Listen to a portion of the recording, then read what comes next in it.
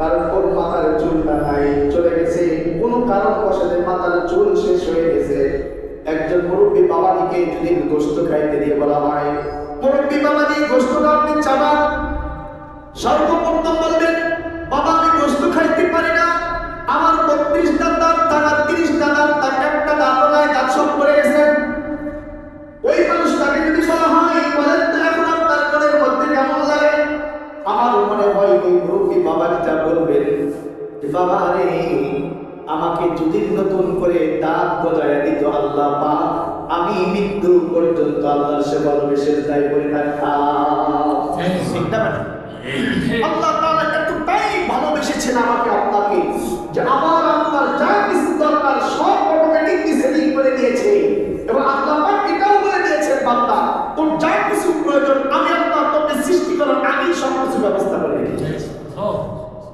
আল্লাহ পাক রব্বুল আলামিন এজন্যই বলেন, বান্দা তোমাকে দুনিয়াতে পাঠাবো, পরেও আমি আল্লাহ পাক তোমাকে সব কিছুতে সফলকাম বানানোর জন্য আমি আল্লাহ পাক ব্যবস্থা করে রেখেছি।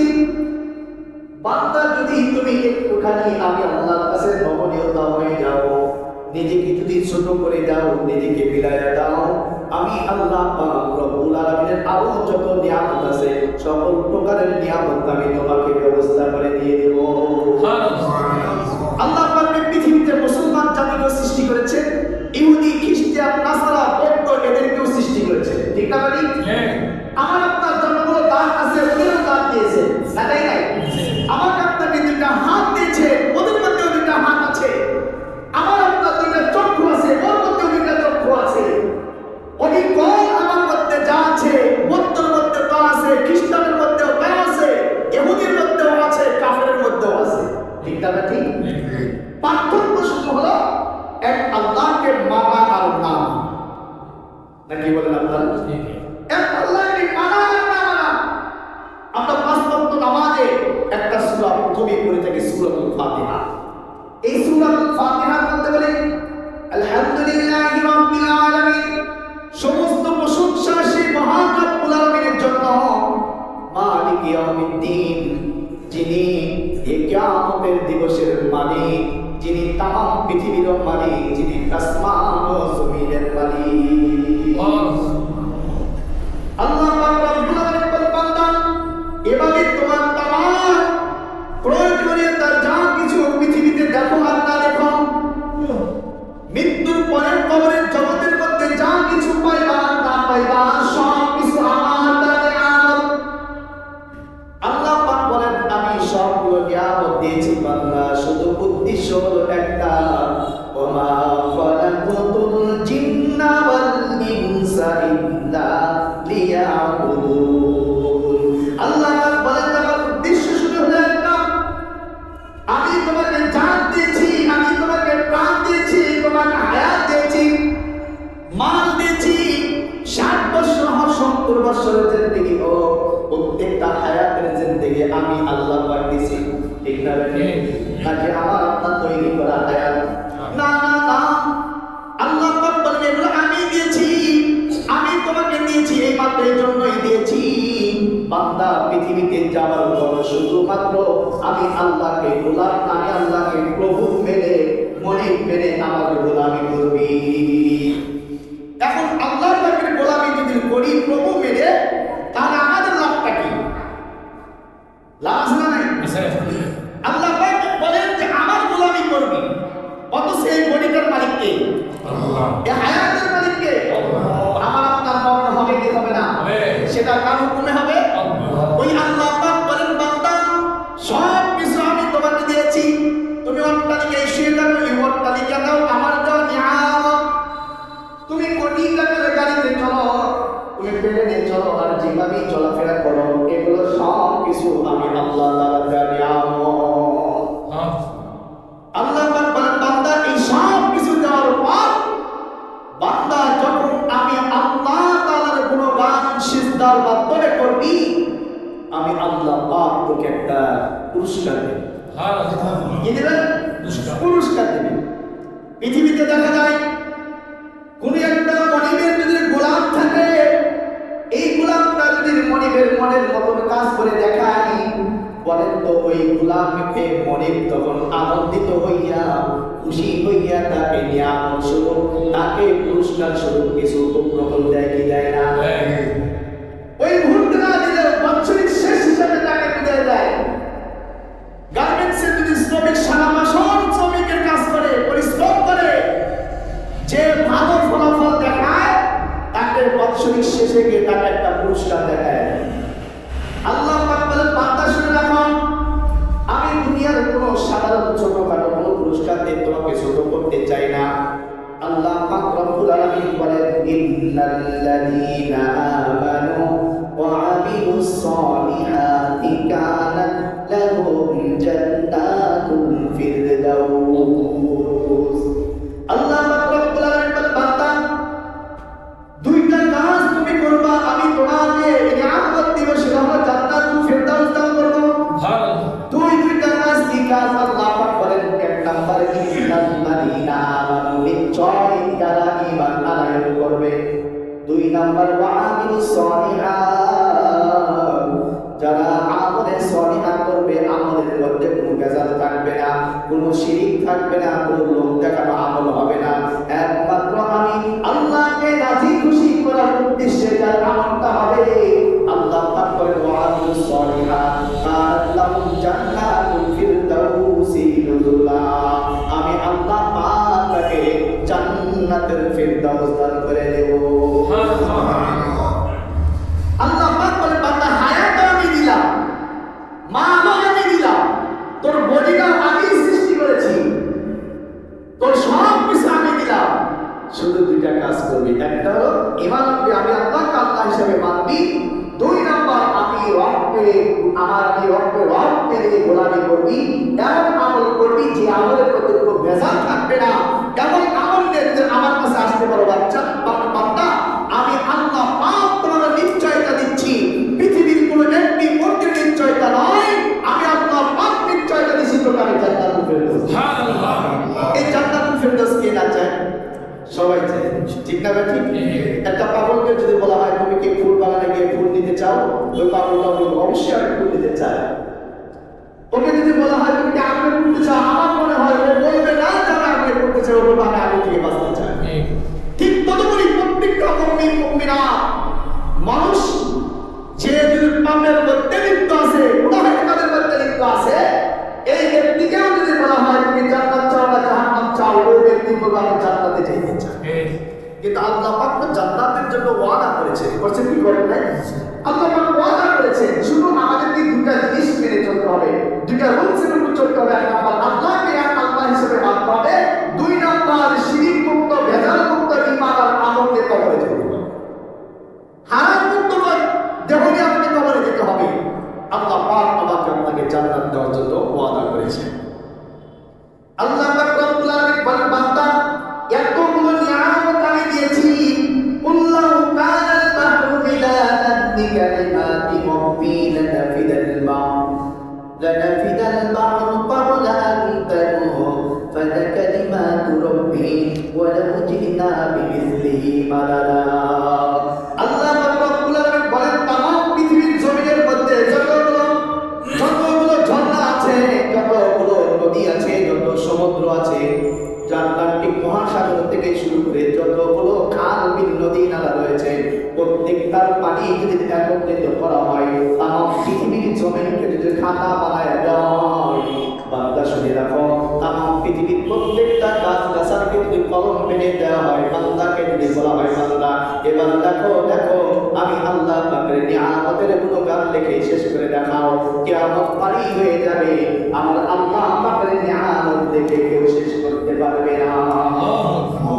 এজন্য আল্লাহ পাক রব্বুল আলামিন বলেন বান্দা আমি তোকে কতটা মহব্বত করে বুঝতে চাস, আমি কতটা সত্যি বেরিয়ে আসার চেষ্টা করতেছি বন্ধুরা আমার। আল্লাহ পাক রব্বুল আলামিন বলেন বান্দা আমি তোকে কতটা ভালোবাসি। দুনিয়াতে একটা বন্ধু আর একটা বন্ধুকে যখন একটা সিগারেট দেয়, ওই বন্ধুর চাইতে আপন কেউ নাই, ঠিক না ঠিক?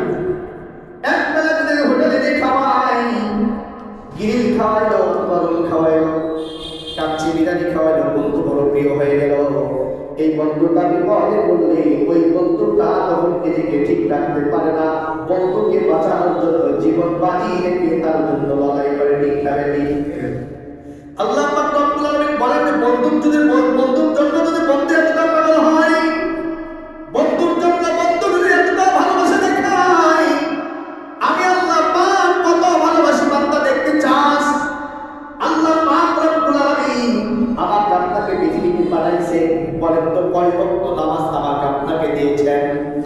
আল্লাহ পাক রব্বুল আলামিন 5 ওয়াক্ত নামাজ আমাদেরকে দিয়েছেন, কিন্তু আল্লাহ পাক রব্বুল আলামিন তার প্রিয় হাবিবুল্লাহকে জানায় দেয়, বন্ধু গো আপনার উম্মতদেরকে জানায় দিন নামাজ হতে পারে 5 ওয়াক্ত, বান্দা ঠিকমতো পড়বে তো আমি 50 ওয়াক্ত নামাজের সওয়াব তাকে দিয়ে দেব। সুবহানাল্লাহ। এটা হলো সাধারণত একটা আল্লাহ পাকের দয়া। আল্লাহ পাক রব্বুল আলামিন বলেন, বান্দা তুমি দুনিয়াতে বন্ধুর সামান্যতম উপকার পাওয়ার কারণে তুমি বন্ধুর উপকার ভুলতে পারো না। আমি রব যে তোমাকে কতটা উপকার করেছি তুমি কি একবারের জন্য সেটাকে তুমি চিন্তা ফিকির করে দেখেছো? বলে কেমনে?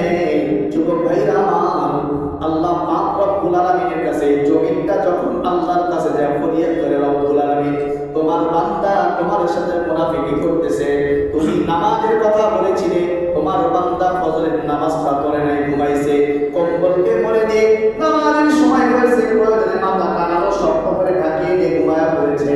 আল্লাহ তুমি হুকুম দাও তোমার এই নাফরমান বান্দাকে আমি জমিন তাকে গ্রাস করে ফেলি। আল্লাহ পাক রব্বুল আলামিন বলেন, এই জমিন তোকে তো আমি বানাইছি, না কে বলে? কে বানাইছে?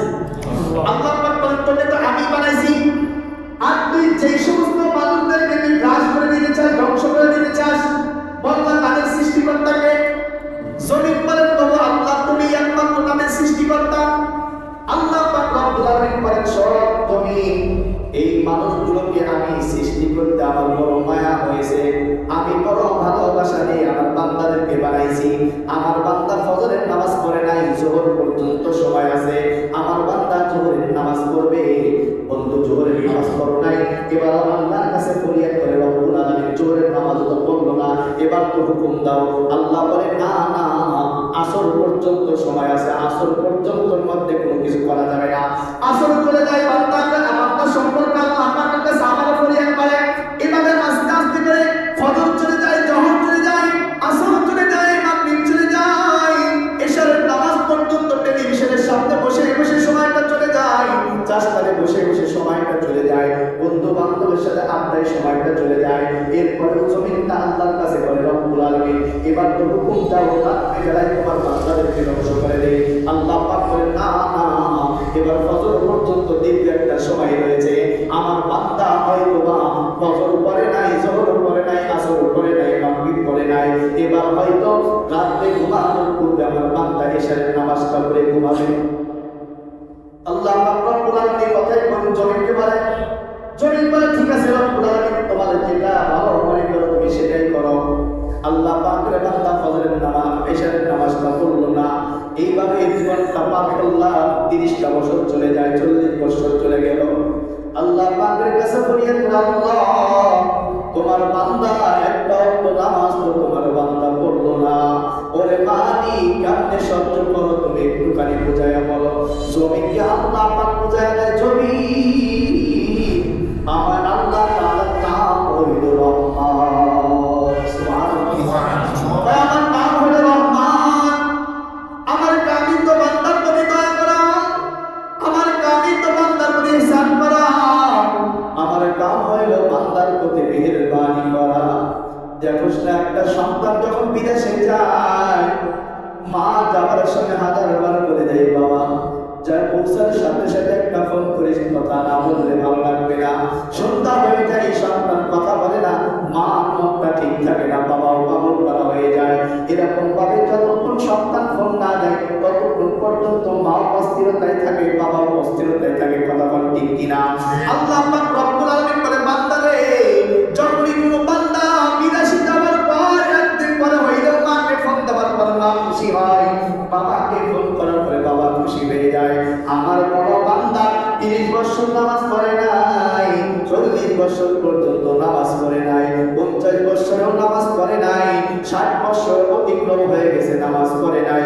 জীবনের শেষ মুহূর্তে আসিয়া আমার বান্দা যখন আমার কাছে দুটো হাত তুলে বলে,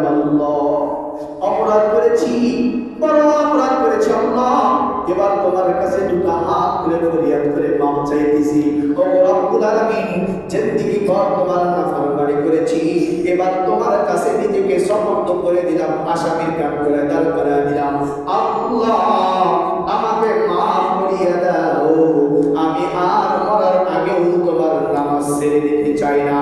আল্লাহ পাক গর্ব করে তখন জমিনকেও বলে, মালাইকা ফেরেশতাকে ডেকে ডেকে বলে, দেখ না আমার বান্দা কি কয়। এই জিবরাইল দেখ আমার বান্দা কি কয়, 60 বছর বয়সে এসে আমার বান্দা কি বলে। দেখ জিবরাইল আমিন বলে, আল্লাহ আপনার বান্দা তার কাছে বাচ্চার অপরাধ করেছে 60 বছর, এই পর্যায়ে শেষ পর্যন্ত সে চামড়াগুলো মাছ হয়ে গেছে, দাড়িগুলো সাদা হয়ে গেছে, মাথার চুলগুলো সাদা হয়ে গেছে, দাঁতগুলো পড়ে গেছে। ও আল্লাহ আপনার কাছে মাপ চাই, রব্বি গফিরলি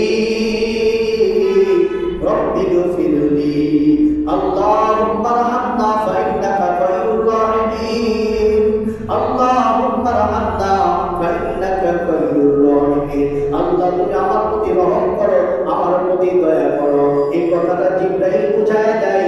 বলেন তো আমার আল্লাহ পাক বান্দার মনের অবস্থা বোঝে কি বোঝে না? জোরে বলেন বোঝে কি বোঝে না?